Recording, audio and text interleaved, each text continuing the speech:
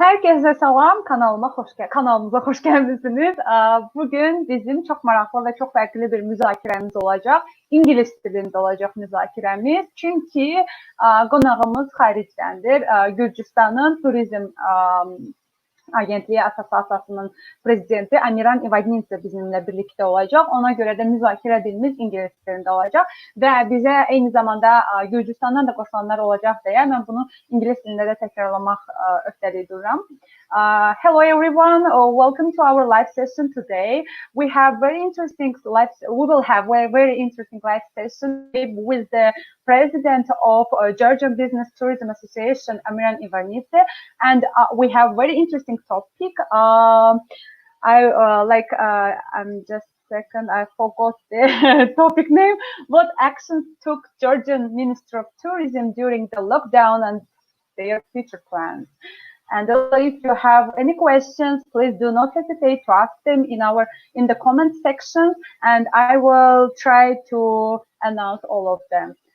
So, welcome, Mr. Ivanidze. How are you? Thank you. I'm very well. How are you? Fine, thanks. Trying to survive. How is Georgian tourism there? Well, tourism would be a bit overstating saying that it's doing anything right now, but we're preparing.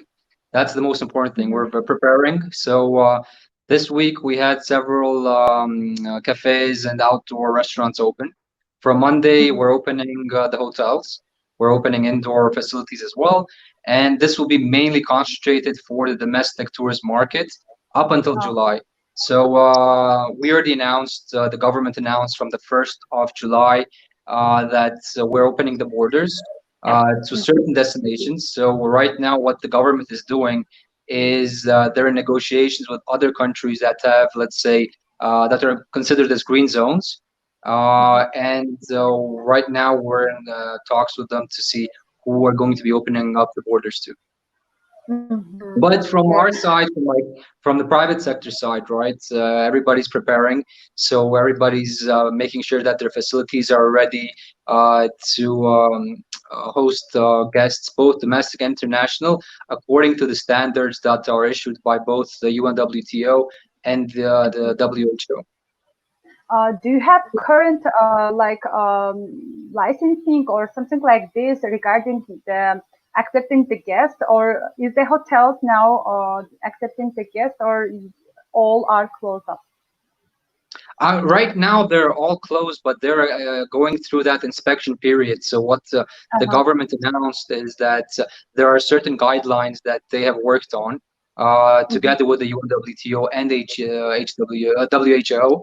And what the hotels right now, and not just the hotels, even facilities like cafes, restaurants, different venues, they're going through that stage of inspections so that once they do open up, and they're opening up on Monday, they will be ready to host people according to those guidelines. So I mean, the priority right now is not only to open these facilities, but the priority is to open them correctly and to have everybody's safety prioritized. According to this speech, I would like to ask you, what innovations does Georgia plan to reduce tourism losses? See, I mean, that's very hard to tell at this stage, you know, because we don't know what is waiting for us in a month. We still don't know which markets are going to be open for us. I mean, from the information that we have so far is that the traditional markets that were our source markets for tourism, they will remain closed at least for the summer period. I mean, this is what we know today, but the dynamics are changing very fast. So we don't know exactly, and to be optimistic and say that we're going to be having the same numbers we had in 2019, even next year, would be too optimistic. But I mean, this is not just Georgia. This is, I think, a global issue. Yeah, exactly. Regarding the cafes and restaurants, you told that you are preparing a new hygienic system. We would like to know, what are the new hygienic rules for public catering facilities, like for HoReCa system, let's say so? All right. I mean, obviously, the number one would be social distancing. That is Mhm. given. So just to give you like an example would be there would be tables of only, let's say, 4 people per table with a distance of between each other of a meter. So even like facilities, for example, that had 20 tables before would have to cut that number in half. That's in regards to social distancing. Then, of course, there would be thermal screenings, as in people would get their temperature measured when they enter the facility. That's already being done right now. This week, as I told you, we opened outdoor facilities. So to enter any outdoor facility, there's a hostess that measures your temperature. And basically, there's all these cleaning processes that each table gets. For example, some restaurants right now, what they do is they clean the table with the sanitizers every half an hour. Some of them they do it even more regularly. So I mean, there's all of this happening right now already. So we're preparing, we're learning what's better to do, what's harder to do. So it's a learning process right now. To say truly, regarding the whole ecosystem, one of the difficult part of this process are the hotels, because people will go to the cafes, restaurants, and etc. But the hotels, especially the hotels which are in the city, like in Tbilisi or in Baku, where 90% of the guests are coming from the outside of the country. What do you Yeah. think? How it will affect to the hotels, and what is the current state of hotels in Georgia? What reforms are planned for hotels? Again, a lot of things are going to change. So some of the points in the guideline that was issued to the hotels is the way, for example, they would be handling client relations. So a lot of hotels, what they're going to be implementing would be online check-ins. This Mhm. to do it basically electronically. Also, the way that they would be communicating with the guests would obviously change. Then there's the whole aspect of F&B. So there won't be any buffets anymore, for example, and for breakfast. And if there will be, then there will be somebody serving these buffets. So, for example, the guest can't go to the buffet themselves and pick the food, so there'll be somebody serving them.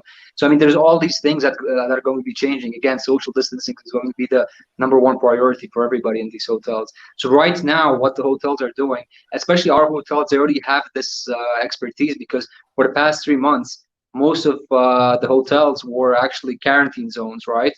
So anybody like the Georgians that be coming back to Georgia within the past 3 months, they had a 2-week mandatory quarantine, and most of the quarantine was going in these hotels. So they already know how to behave, how to treat the guests, what are the like regulations they should abide by. So they already have knowledge of this. So that's a very big advantage for this Monday when will be opening up, and from 1st of July when we'll be already getting international guests. Most of our hotels already know this, and the great thing right now is that these hotels that already went through this for the past 3 months, they're ready to share their knowledge and expertise to the other hotels who were closed for the past month right now. So I mean, with Georgia, it's been a very good practice for the past couple of years in general in tourism, that we became a kind of a united body, right? So we share our knowledge with each other. Yes, we are competitors, but at the same time, we represent the entire country. So sharing the knowledge is very important. You told that your flights are starting. You are opening from 1st of July. Yes. Yes.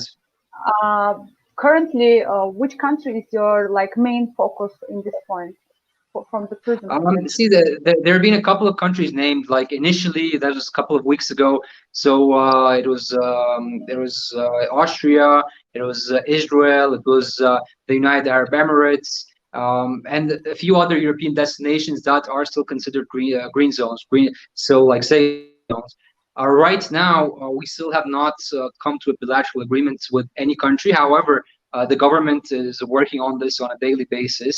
So we still don't know exactly which country this will be. For example, I mentioned the Middle East, right? The United Arab Emirates was one of the countries that was being considered, and they were considering opening borders for us as well. But right now, they're experiencing another wave of the virus there. So again, talks with opening up with the United Arab Emirates or Saudi Arabia, for example, who have been traditionally our source markets, I think is out of the question, at least for the next couple of months. Mhm. So again, I would like the talks are there, the negotiations are there. Our government is talking to everybody, but right now we still don't know who exactly we're going to be getting. Mhm. I would like to ask about the benefits and assistance regarding the government to the population. During this period, what benefits and assistance have been provided to the local population engaged in tourism?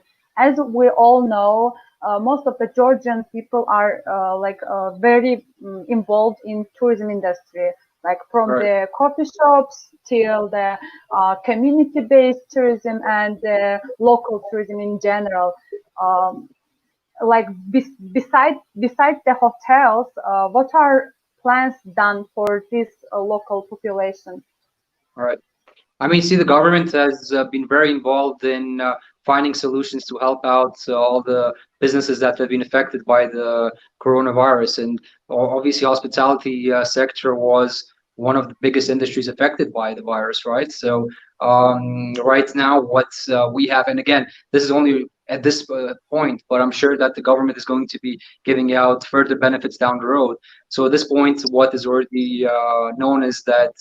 They're going to be delaying, for example, income taxes, property Mhm. taxes, and other financial benefits. They're also going to be helping out, for example, small and medium-sized companies, right, that had bank loans and so on.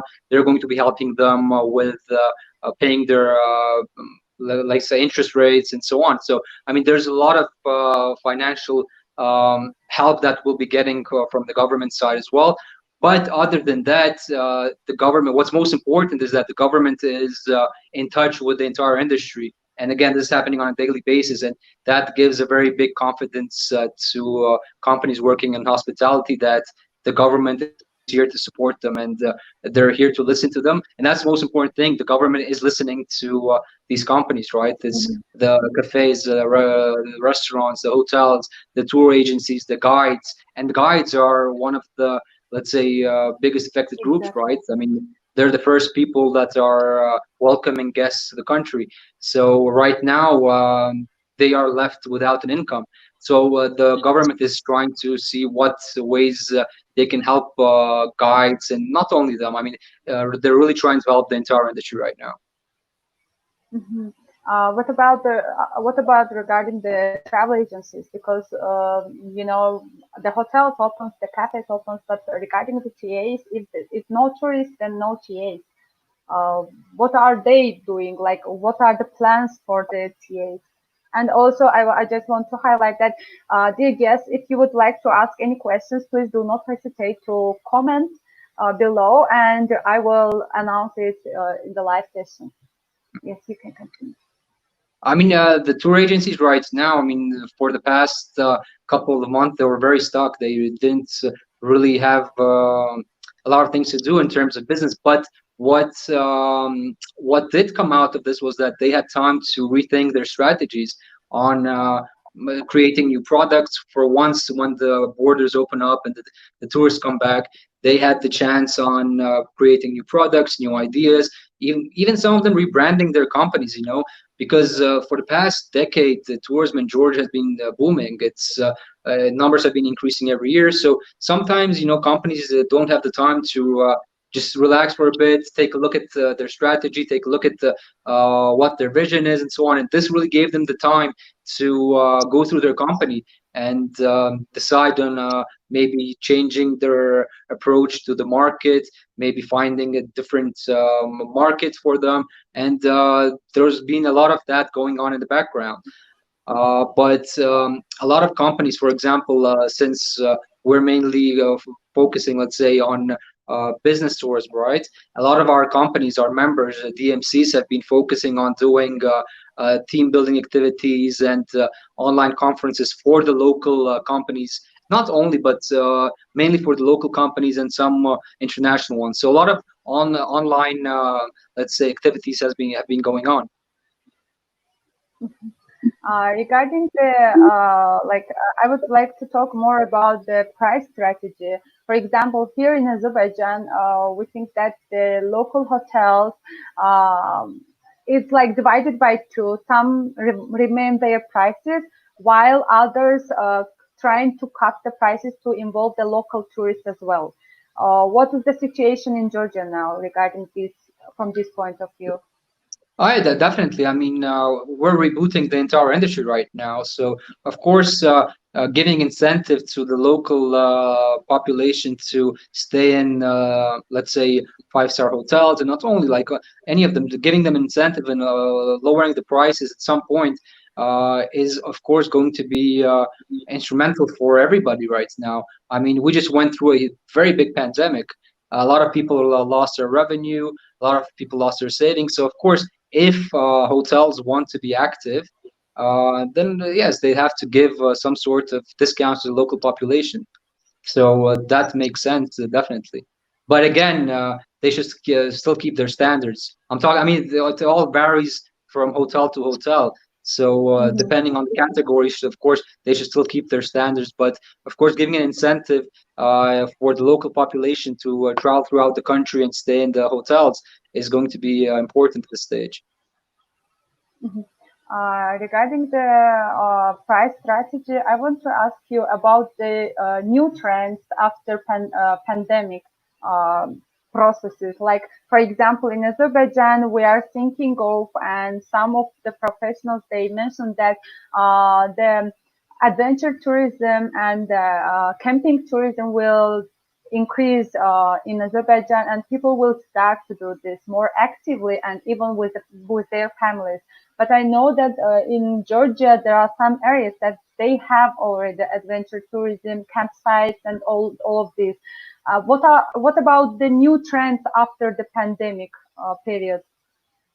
Oh yeah, definitely. I mean, Georgia has a very big potential in that, like all these resorts, health resorts that are in green areas, for example, like foresty areas. So this is going to be a very big trend right now after the pandemic. People will want these green destinations, and as you know, I mean, historically, Georgia had a lot of these kind of resorts, and especially in the past couple of years, these resorts have been getting developed. More money has been invested in the infrastructure of these resorts. So even right now, the government is creating a couple of, let's say, recommended destinations for post-COVID travel. So we have Borjomi, for example, that got a very big boost in infrastructure in the past decade. A lot of brand hotels opened there. It's been a very popular destination for international tourists. However, other than Borjomi, I mean, Borjomi, I'm saying because this is a very popular and famous destination. There are tens and dozens of other such resorts in Georgia. For example, there's Abastumani, which is being developed right now. It's going to become one of the leading, let's say, green resorts in Georgia. There's Sairme, there's Khaltubo. There's a lot of these resorts that are going to be getting a lot of boost post-pandemic, because these are going to be exactly those kind of destinations that people would want to go to. I mean, right now, Tbilisi is wonderful, Batumi is amazing, and these cities obviously have their unique aspect about it. But we believe that post-COVID is going to be more into the green nature, the adventure tourism, and Georgia has a lot to offer for that. And a lot of companies right now are actually working on creating products more, let's say, aimed towards green zones and such green resorts. So definitely that will be one of the most popular products to offer, and I think Georgia is going to be one of the leading countries in this. Regarding the like as a country, I want to more focus on the marketing side now. As each country's tourism board, let's say so, all have their marketing strategy for their countries, for the local market, and etc.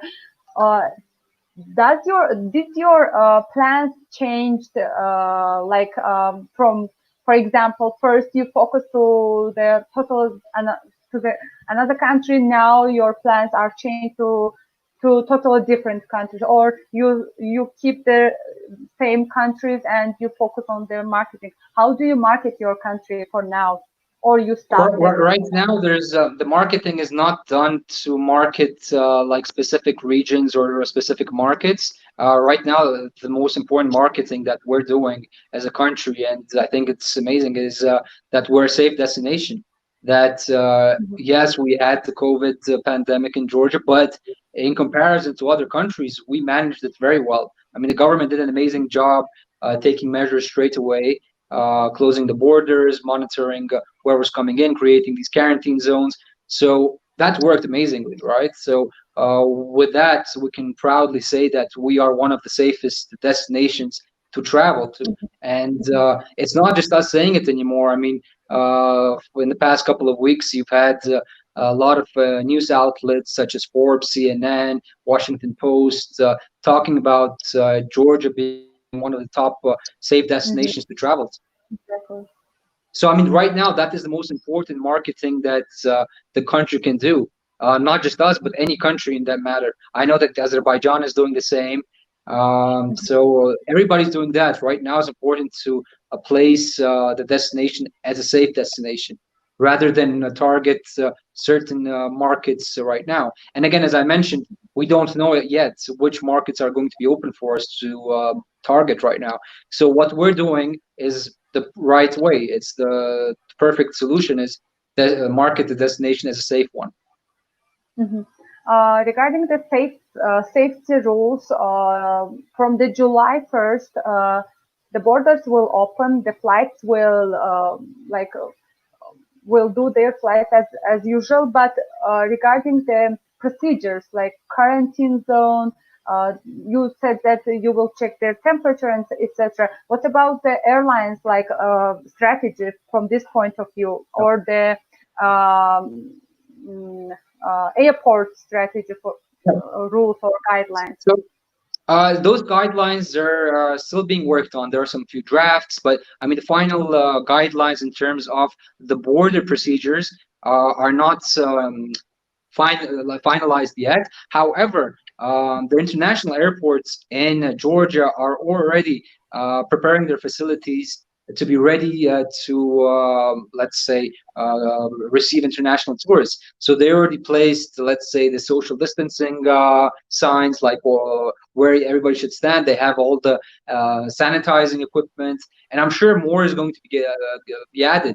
So we still have a month to work on this, and we're working on this. I mean, the government is working on this on a daily basis.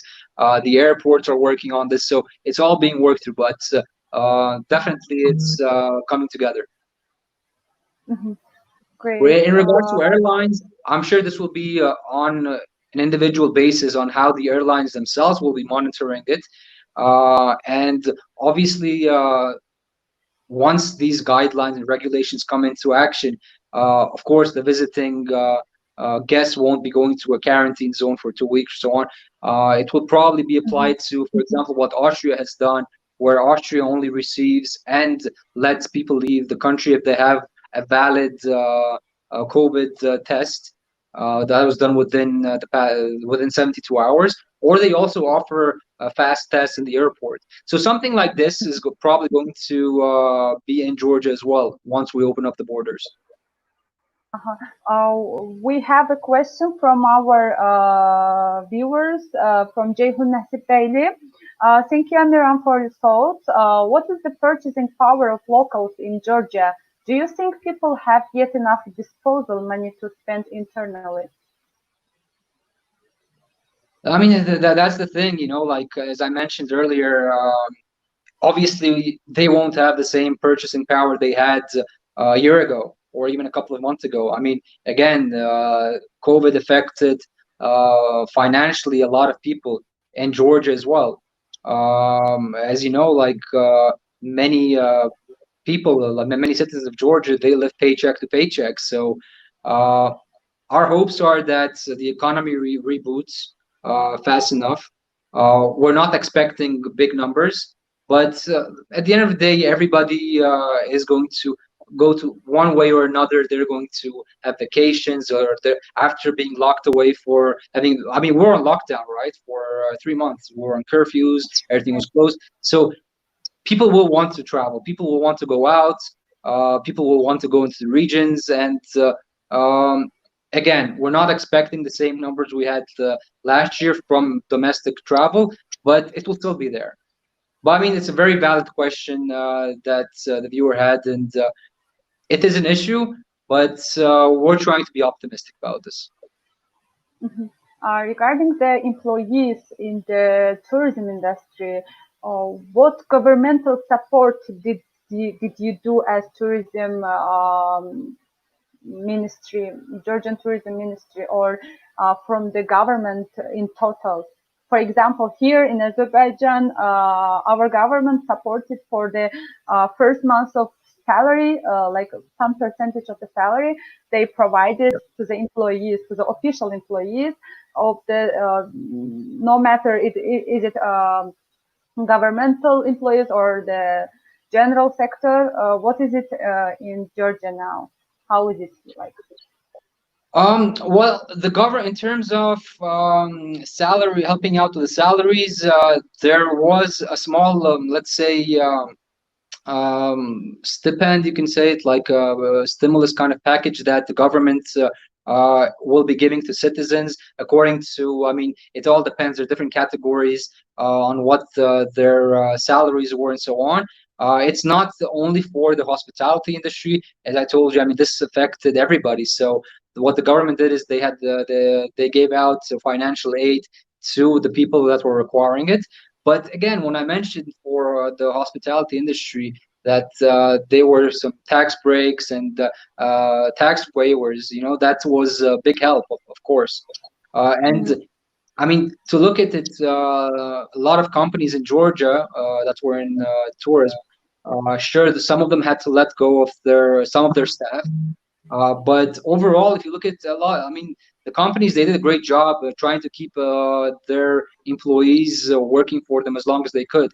Some of them, they had agreements where they would cut their salaries for for a couple of months by half, or even less. I mean, it was all done in a way to preserve their jobs, even in regards to that there was COVID happening.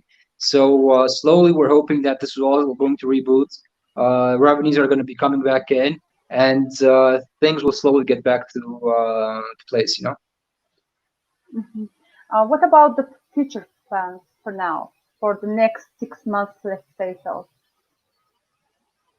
Well, it's next 6 months is going to be very tough because again, we don't know what the situation will be on the borders. We don't know which countries we're going to be opening up to. So it's very hard to tell. I mean, right now it's really just guessing. All Yeah. we do know is that I mean, maybe next year's second or third quarter, people will be seeing some sort of green in their accounting, you know. But getting back to pre-COVID times, it's probably going to take 2 3 years. And right now, I mean, again, as I told you, every crisis has a positive side to it as well, in terms that we can now think all together as a nation on what markets we should be working on, what worked before, what didn't work. So it really gave us a time to think and to maybe, you know, like fix the strategy we had before. So let's see. Time will tell. I mean, right now it's too soon to start, let's say, targeting markets and so on. But it's going to give us a good time to create new products, and we're doing that, as I mentioned earlier. Create new products, promote those products, promote the green products, and again, the priority right now is to open up safely. Uh, one of the main points of of relationship between our countries, that Azerbaijani people love to travel to Georgia, and we have very interesting question from Jayhun. Do you think as neighboring countries we should have small bulk among us to promote in and out vacations between Georgia and Azerbaijan in early stages of open up?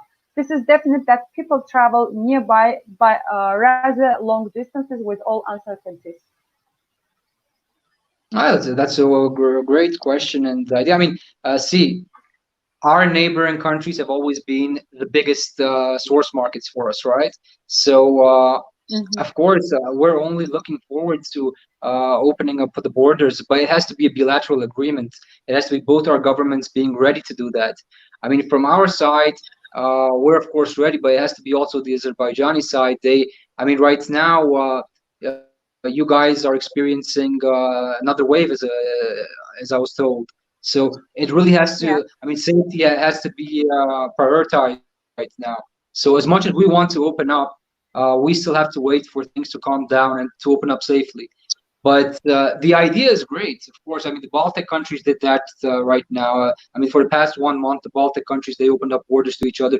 They're already traveling between the countries. So yeah, um, but again, it has to be done all in a very safe way. Very thank you, Amiran, for this interesting live session. I think we have already finalized our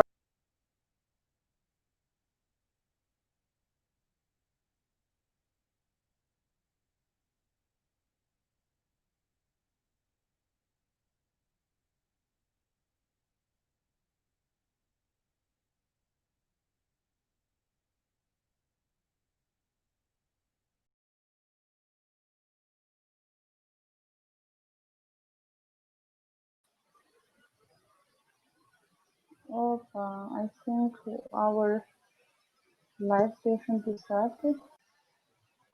I think some technical Yes, problem. Yeah. some technical problem. We have already. I think we have already asked the main questions from our audience side, and no questions anymore. I think so. If you have conclusion, please stage is yours. Well, I just really hope to be hosting guests from Azerbaijan very soon. Hopefully, we pass through this pandemic and we all stay healthy right now. That's the most important. And we'll definitely see each other very soon again. Inshallah, let's say so. Thank you very much for your for joining us. See you soon. Thank you for having me. Be safe and take care. Thank you. Take care.